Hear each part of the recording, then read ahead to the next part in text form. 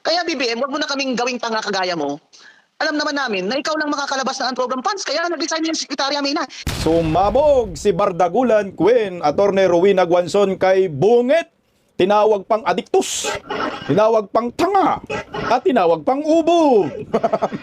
Puta no, talagang sasakit ang ulo ng mga loyalista, mga bubonistang tanganista ni Bungit dito kay Attorney Rowena Guanzon. Grabe, pag bumanat, walang preno eh. Talagang bira kong bira, buljakan kong buljakan eh. Dagdag pa niya, alam di umano ni President Donald Trump na itong si Bungit ay adictus benedictus, patay ka diha. Next na yata ito kay kay Maduro diyan sa Venezuela na naharbat dahil di umano ito ay supplier ng Coca-Cola sa Amerika at maraming nabangag. Sana nga next na kasi anak ng kagwang eh. Hirap na hirap ng mga Pilipino under bangag admin. Marami nang inaresto na mga nabumabati ko sa kanya. Mga balat sibuyas. Oh. Pero anyway, bilib pa ako dito kay Attorney Rowena Guanzon. So yung pag-uusapan natin ngayong gabi ay patungkol po sa mga banat ni Ma'am Rowena Guanzon. Ito yata yung pinakauna niyang interview ngayong taong 2026. Bilib din ako at hang ako sa abogadang ito kahit sinabi niya ho na siya ay pinklawan. Ito na ho ang natitirang anti-Marcos na mula noon hanggang ngayon. Talagang anti-Marcos siya. Hindi kagaya sa iba dyan, nakainsuka ang mga anak ng kagwang. Pa-like po muna, pa-share, pa-subscribe at pakipindot ang inyong notification bell at para lagi po tayong updated sa ating mga video. At siyempre, supportan po natin ang Berada Aguila tuwing alas 2 hanggang alas 4 ng hapon sa Berada Aguila YouTube channel. At meron po akong isang YouTube channel, di ba nang nakaraan, binago ko na po yung pangalan. Hindi pa po ako nag-upload doon. Ibahin ko muna yon, hindi muna pampolitika para hindi masyadong kumbaga redundant na yung channel ko, puro politics. Iba naman, baka about mga history, about yung mga kasaysayan ng ating bansa, yung mga historical spot siguro. Siguro once a week mag-upload ako. Kung may lugar, wala pang lugar. Ang channel ko po ay Bisdak Historiador. naman talaga naman. Pa-subscribe nyo ha, para may iba naman. Once a week lang siguro ako mag-upload doon. Kasi hindi ko na kaya asikasuhin at mag-upload pa patungkol po sa politics. Dahil nabisi na nga tayo sa Berada Aguila at saka dito sa Bisdak Pilipinas. Ito po yung natutukan natin. At maraming salamat sa mag-subscribe sa aking pangalawang YouTube channel. Mabuhay po kayo. Okay, so pag-usapan po natin itong ay magandang gabi po muna sa ating lahat. Hindi ko nabati, anak, excited eh. Magandang gabi sa ating lahat. Pag-usapan po natin yung mga banat ni Ma'am Rowena Guanzon kay Bungit na talagang sumabog po siya dito at marami siyang binira. Na ayon nga ho sa kanya tanga daw si Buboy eh. Ubog na adiktus pa, anak ng kagwang. Ito, pakinggan po natin. Itong si Attorney Rowena Guanzon. Ito nga ang bagong taon at may pirmado na rin po itong ating budget ngayong taon, Attorney. Ano bang masasabi po ninyo dito? Ang Malacanang sinasabi pinakamalinis daw itong budget natin ngayong taon, Attorney. Pinakamalinis. Meron bang, if there's such a thing as pinakamalinis na budget, baka ibig nilang sabihin wala na daw pork barrel.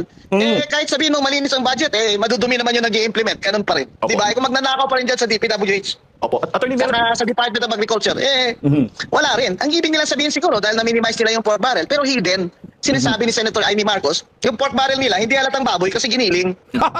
Opo. Attorney Rowena Guanzon, malinis daw talaga. Malinis daw pagdating sa pagnanakaw. Baka yun po yung tinutukoy. No, malinis dahil sikreto ang pagnanakaw nila. Giniling nga daw yung baboy May pork barrel pero giniling.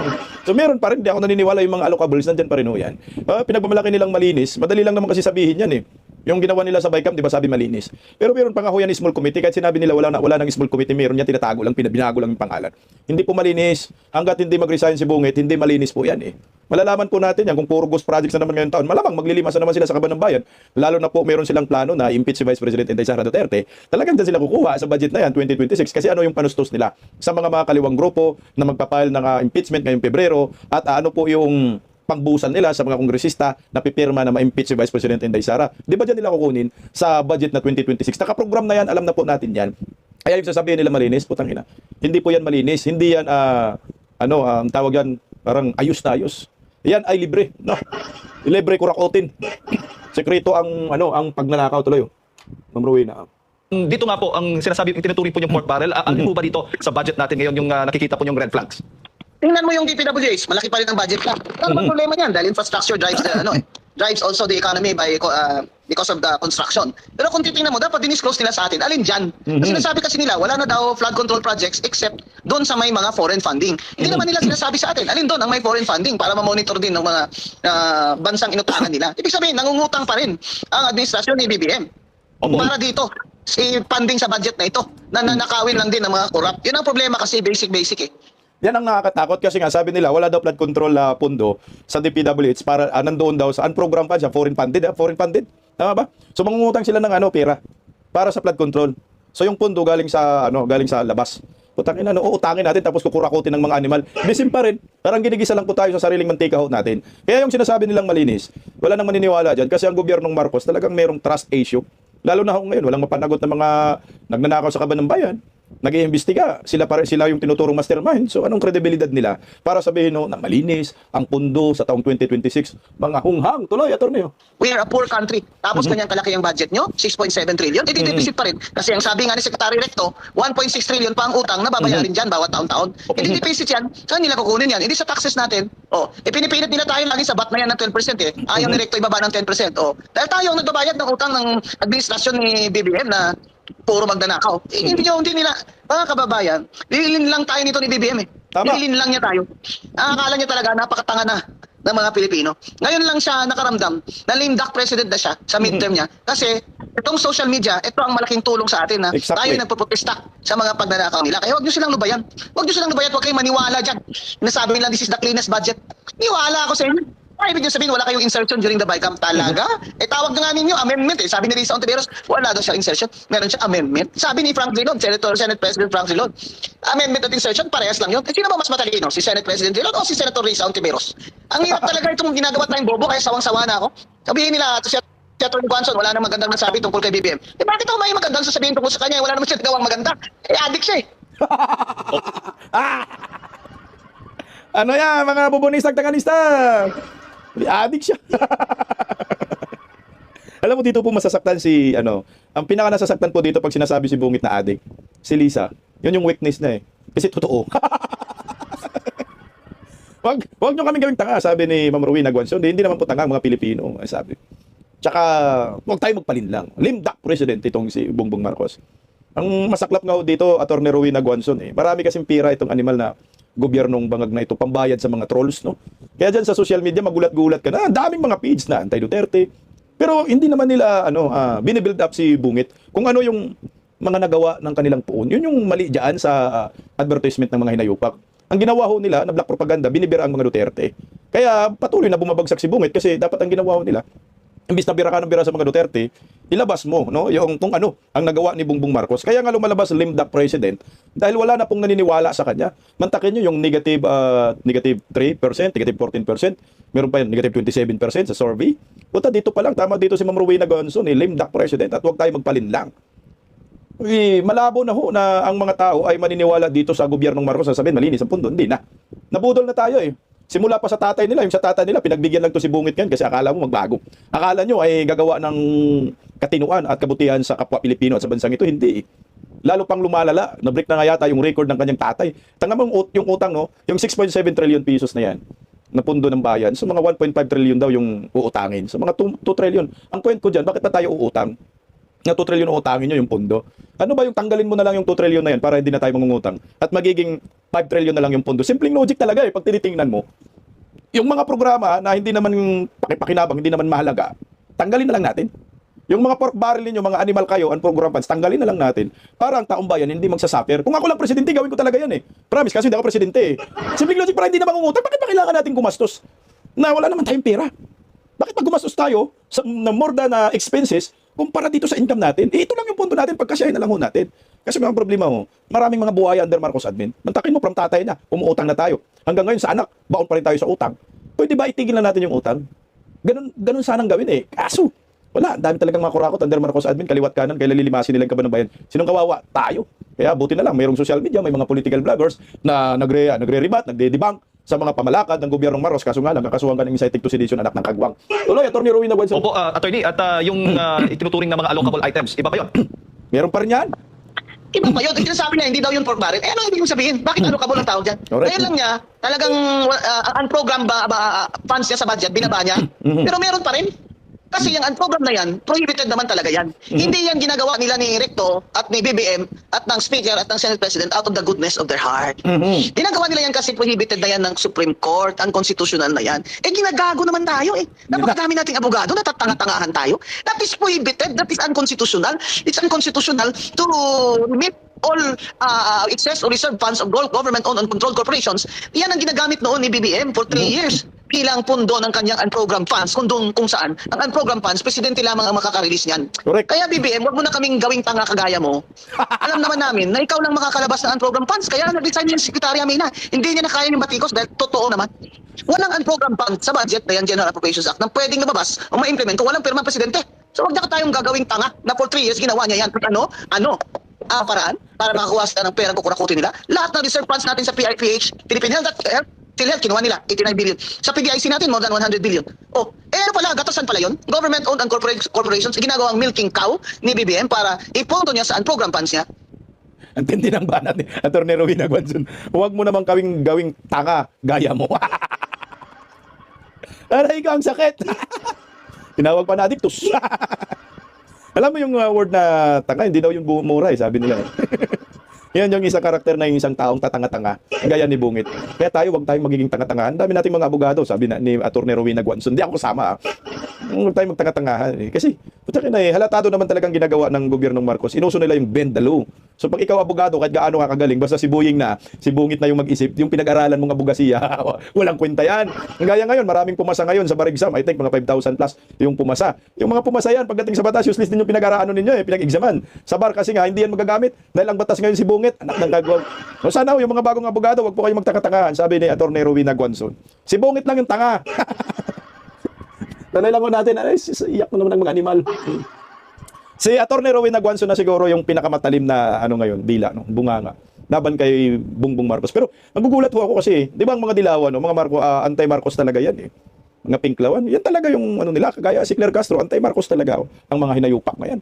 Pero pag tiningnan mo, hindi sila bumabatikos sa mga Marcosis ngayon Inaaway pa nila si Ma'am Rowena Guanzon. Kaya tayo naman, mga Duterte diehard supporters, siyempre, kinakampihan natin si Atty. Rowena Guanzon kahit sinabi niya, dilawan ako, pinklawan ako. Dahil siya lang ang nag-iisang dilawan na may paninindigan na bumabanat kay Ferdinand Marcos Jr. Yung iba wala na, kakampi na. Kagaya ni Palsis, yung si Palsis. Ang laki siguro ng bayad ni kay Palsis Yung mga dilawan na mukha ni Palsis, ang pangit-pangit na. Nagagano na Siguro grabing pulburo niyang hinayupak na yung hupong na Kaya bilib ako kay Atty. Rowena Guanzon dahil naninindigan talaga siya hanggang ngayon. Kaya pakinggan muli natin, banat, Atty. Rowena Guanzon Ang unprogrammed funds, dapat lang yan, may mga excess revenues na hindi inasahan. I-replay niyo yung mga interview ni Secretary Recto. Lumabas din yun sa kanya dahil alam niya naman hindi tayo tanga. Ang unprogrammed funds na yan, that's just in the budget, pero wala yung pondo. Pupunduhan lang yan sa excess revenue. Kaya Walang dapat excess. ngayon, lalabas lang yan towards the end of the year, alam mo na kung may excess revenue ka. Paano kung may excess revenue? Wala nga, deficit ka nga. Opo. Deficit na itong gobyerno niya. Kaya siya nangungutang every year. 1.6 trillion pa ang babayarin na utang this year, 6.7 ng trillion ang budget natin. Saan nila kukunin yun? Sa taxes natin. Sa taxes natin, lalo na yung 12%. Teka lang. Ba't napahirap sa mga mahirap? Yan ang mga kababayan. Ito bagong taon nito, nagmamalinis si BBM at si Recto. Huwag kayong maniniwala dyan. This is the cleanest budget ever. Attorney, Mura yun Duterte! Ayun, digong na digong anak ng kagwang. Huwag kayong maniwala, huwag kayong magpalinlang dito sa mga animal na to. Yung unprogrammed funds na sinasabi ko kasi nila, yan pa ay wala pang pundo.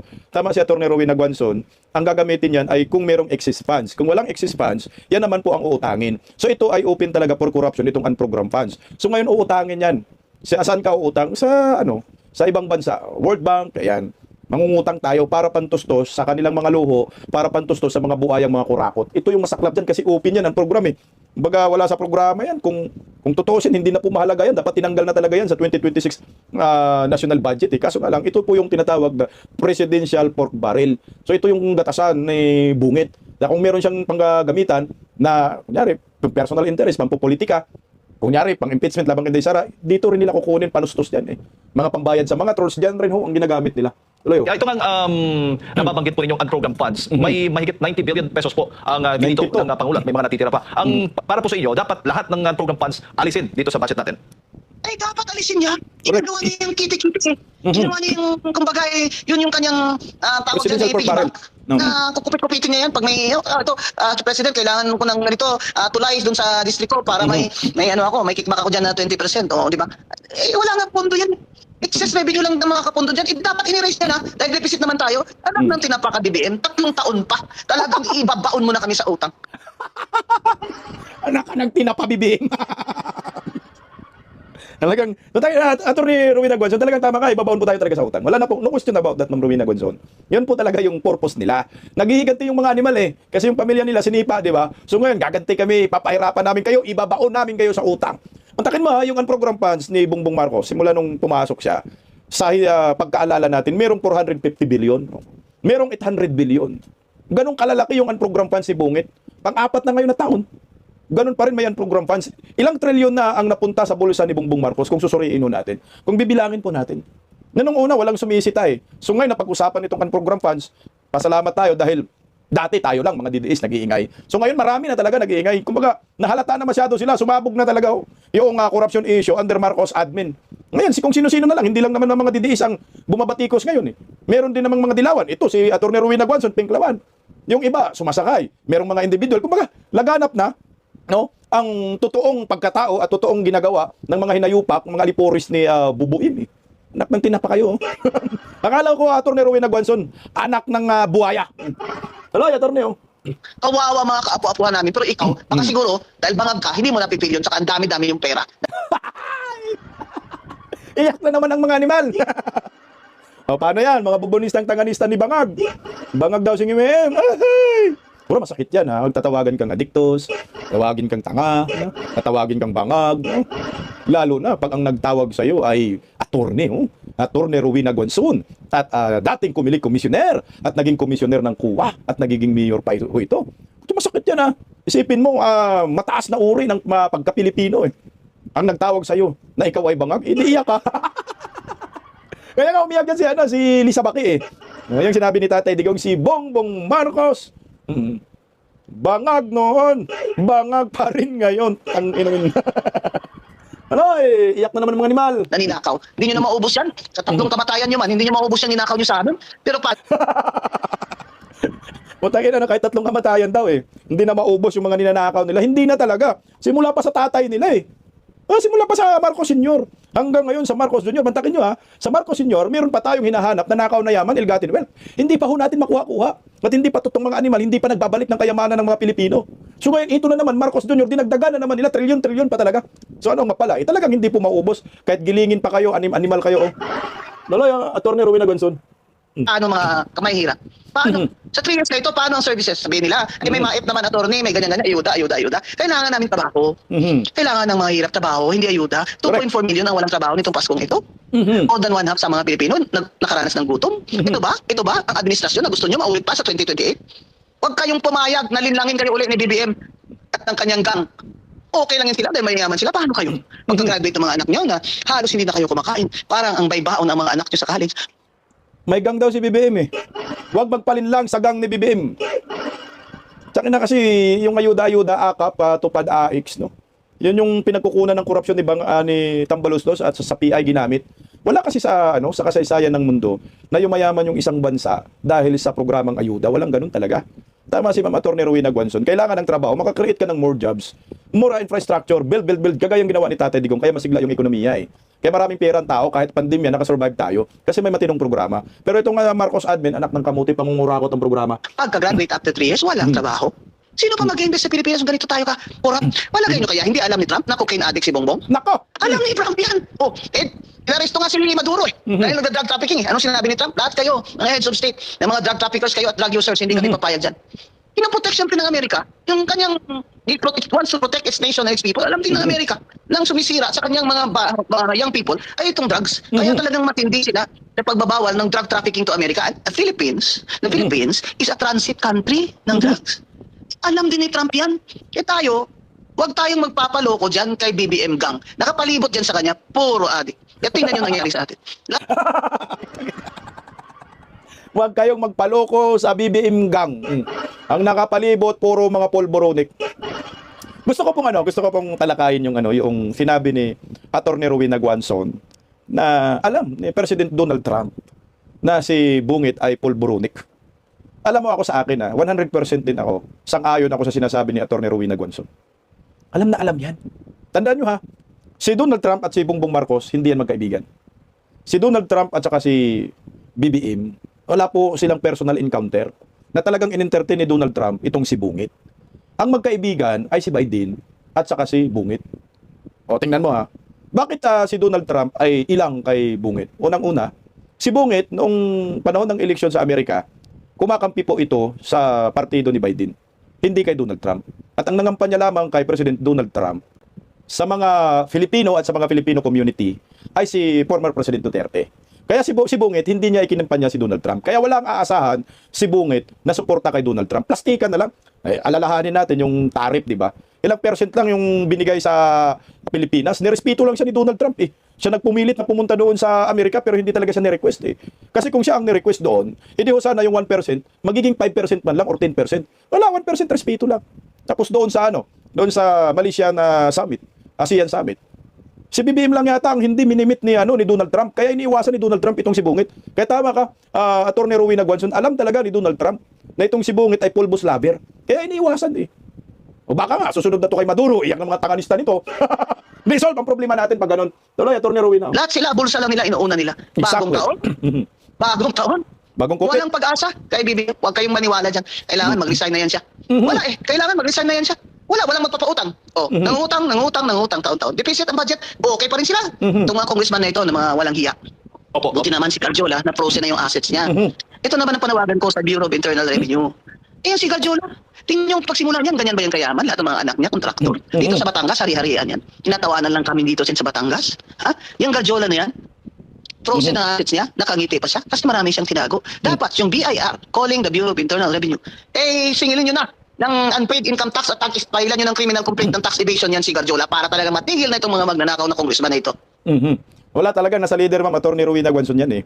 Tagkawatan ng leader, kawatan din lahat eh. Yan ang maliwanag dyan. Alam mo, masakit din po yan sa mga bubonistang tanganista. Yung pinopoint out ni Attorney Rowena Guanzon na wala tayong pag-asa kay BBM. Talaga naman, wala talaga tayong pag-asa. Kayo ba nakakita kayo ng katiting na pag-asa dito kay Bongbong Marcos na magbago ang buhay ng maraming Pilipino na nakaranas ngayon ng kahirapan, kagutuman, kawalan ng trabaho, bagsak na ekonomiya, mahal na bilihin? Wala kang aasahan doon. Bakit? Ano ba ang ginagawa ho ng gobyerno ngayon? Ay putya, puro pangungurakot eh. Puro atake sa mga Duterte. Kagaya yan si Claire Castro. Kung meron pang matinong programa ang gobyernong Marcos, kung meron pang nagawa si Bongbong Marcos sa kanyang katungkulan ngayon, magpo 4 years na. Eh di sana yun yung binibida nila. Wala silang binibida. Ano bang proyekto ni Bongbong Marcos na magiging ligasiya niya? Wala. Ligasiya na magnakaw. Giyon talagang ligasiya nila. Wala silang maibida. Kumbaga pag sinasabi mo Duterte, build, dami talaga. Marcos, build din. Build ng utang nga lang. Paglilima sa kaban ng bayan, flood control, puro ghost. Yung flood control sana. Pinagmalaki ho nila flood control. Ang problema palpak dahil puro pangungurakot ginawa, puro ghost projects. Yung Garjola, I think 1,000 bank accounts daw, naka-freeze. Grabe, daming bank accounts. Tuloy, Attorney Rowena Guanzon. Ginagawa nila dyan sa program funds eh. Bakit? Ginagawa pa rin nila. Kasi pakapala na lang ng mukha itong mga bangag na to. Sa kanila, sige, bahala kayo. Basta nagawa na namin, nakuha na namin pera. Pakapalan ng mukha ang mga bangag na to. Kasi pag bangag talaga Ma'am Attorney Rowena Guanzon, kapal talaga ng mukha. Tingnan mo si Bungit, kung tutuusin sa ibang bansa, kung ganito kalaking issue na korupsyon sa kanilang administrasyon, dapat nag-resign itong mga animal eh. Sa totoo lang, resign Bungit now. Yung iba nga, Harry Carey pa, di ba, sa Japan. Lahat-lahat, kahit kamag-anak lang ma-involved. Resign na, pero dito, kapal talaga kasi bangag na daw. Tuloy oh. Opo, Attorney Itong mga congressman na to, dapat, huwag nyo na iboto itong mga to. At itong mga party list nito, nakita nyo yung listahan, ito, na ang lalaki ng kuha nila, billion piso. Abi party list dapat marginalized. Ilan ang nakakuha doon, di naman marginalized. Dapat wag nyo na iboto yan. Puro vote buying naman kasi, kaya binoboto nyo eh. Payo ko lang tayo sa 2028, mga kababayan. Tanggapin nyo na lang yung pera nila. Hindi naman nila pera yan. Tama. Huwag nyo sila iboto. Opo. Attorney, Mayong Buntag. I-vote yun na lang, Birada Aguila party list. Tatakbo kami. Sigurado ho, mapunta yung pera sa mga Pilipino dahil sa, sanay kami sa hirap, sanay kami maglakad. Okay ho yun, sa amin na lang boto nyo ha. Kahit yung mga subscribers ko dito sa Bistak Pilipinas, boto nyo ho kami, Birada Aguila party list. Tuloy po, Attorney. Si Admar po ito. Ma'am, opo. Mayo. Ano po yung masasabi ninyo? Kasi yung mga mahalagang proyekto, yung mga malalaking proyekto, yung mga foreign assisted projects, according nga dito kay Senadora Amy Marcos, malaki po ang tinapyas doon sa budget. At ang sinasabi niya, napunta din daw ang ibang mga tinapyas na budget doon sa mga tinatawag na assistance program para nagiging instrumento sa pamumulitika. Attorney. Ayuda. Napunta dun sa ayuda. Ano information ko? Sa DSWD, nag-i-imbak ng ayuda si Senator Risa Ontiveros. Sa 2028 niya pa ilalabas yan. Yan, Ako ay DSWD Secretary Gatchalian. Pag hindi po nailabas yung ayuda na yan, ay dapat wala na yan. Next year hindi na yan pwede. Nag-hold. Hindi ko naman pwede yan. 3 taong ayuda-ayuda. Ibibigay nyo sa mga senador at congressman. Di direct vote buying din yun. Saka itong COMELEC. Dapat bawal nyo na yan. Hindi lang during the campaign period. Yung mga ayuda na yan. Hindi lamang during the campaign period. Before the campaign period. Pambihira naman. Pambihira naman itong buong sistema sistema ng mga politikong tradisyonal na ginagamit na yung pera ng taxpayers para sa kanilang patronage at vote buying. Vote buying yan, direct or indirect, vote buying pa rin yan. Ano ang sinabi nila? Ayun, hindi na daw idadaan sa mga senador at congressman itong mga ayuda. O, salaga, Secretary Rex Gatchalian, bibisitahin kita dyan ha, titingnan ko. O, ba't naman itong COA? Ano nangyari dyan sa COA? Dating COA commissioner ako. O, anong dapat natin nakapaka-professional ng mga tao dyan? Ano nangyari dyan? Dahil tayo kakuntsaba kayo ng gang ni Martin Romualdez at ni BBM. Oh, ano nangyari dyan? Nasaan ang post-audit nyo? Dyan sa mga ayuda na yan na nadudoble-doble na mga ghost na mga binibigyan. Tapos in the first place, DSWD, dapat hindi na yung mga barangay captain nag-identify dyan. Biro mo yung campaign period, doon sa Bigayan, doon sa barangay Bato sa Sagay, sa 2nd district namin. May tarpaulin yung 4-piece ni Libanan. Libanan, buhaya rin yun ah. Taga saan ka ba? Di ba taga Leyte ka?